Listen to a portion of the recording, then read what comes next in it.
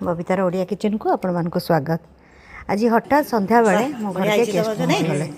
भाउज झील सब पहुँचले आउ कहले कि नानी कि गोटे स्पेशल बना मो झील फरमाइश थी कि गोटे स्पेशल बना तो देखली फ्रिज रे पड़ी ब्रेड आउ कि चिकेन पीस पड़ा बोनलेस तो मुझे कहली चल आउ आलू सीझा थिला तो मुझे कहली ठीक अच्छे मुझे गोटे बढ़िया जिनस बनाऊँगी आ खाई कह केमती लगुच से तो बहुत बढ़िया लगे तो केमती भाव में बनई चलते देखा तो किसी ब्रेड को 5-6टा स्लाइस ब्रेड को ताकू मु कौन कर गरम पानी तले फुटुला तापर गोटे जाली देकर टिके खाली आम बांफ देकर सेकिक बाहर करके रखीदे जहाँद्वारा कि बेलिबा को आमको सुविधा हम गोटे कड़ई रे मु चिकेन गुड़ी को जो बोनलेस चिकेन गुड़ा था ताकू भी सीझेक अलग करके रखीदेली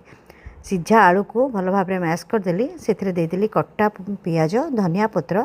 कटा कंचा लंका से देदेली जदि आपण घरे थी स्वीट कॉर्न थी टे पकेबे बढ़िया टेस्ट आसे आ से देदेली चिली फ्लेक्स गोलमरच गुंड जीरा भाजिक रखी ताकू देली गुंड करके देली टिके कॉर्नफ्लोर देदेली आउे टिके लुण देदेली आउ लंका गुंड जदि घरे थी लंका गुंड टिके देदेबे ब्लैक सॉल्ट टिके देदेबे ताकू भल भाव में चकड़िकी अलग साइड करके रखिबे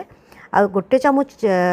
बड़ चामच रे गोटे चामच नहीं कॉर्नफ्लोर और गोटे चामच नहीं मैदा ताकू गोटे घोल रेडी करेंगे अति पतला घोल करेंगे टिके मीडियम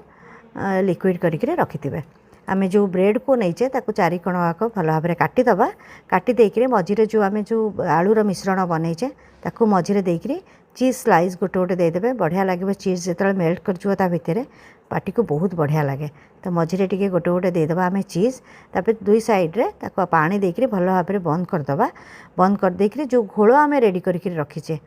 मैदा और कॉर्नफ्लोर तो से भल भाव में बुड़े दबा बुड़े देकर आम ब्रेड क्रम्स रे चारिपट कोटेड करके ताकू मीडियम हिट रे छाड़िबा तापर देखिए बहुत क्रिस्पी हुए ऊपरटा काढ़ी आणिकी तापर टमाटो सॉस कि मेयोनीज सांगे खाइबे बढ़िया टेस्ट लगे तो आपण मैंने थे ट्राए करूँ आ केमती लगिला मत कमेंट मध्यम जनइबे मुझे कहया भूली जाइए जो आलू मिश्रण चकड़े से मुझे आगु जो रखी थी चिकेन को ताकू भी छोट छोट करके काटिकी से मिसई देची एकदम हाथ में सीझीगला से बाहरी जीवतापर से आलू देकर चकड़ी देती देलापर आपड़ ताकू छाणिकी खाइबे देखिए केते बढ़िया लगे आपण मैंने बनातु केमती लगिला मत कमेंट मध्यम निश्चय जनइबे रोचे नमस्कार।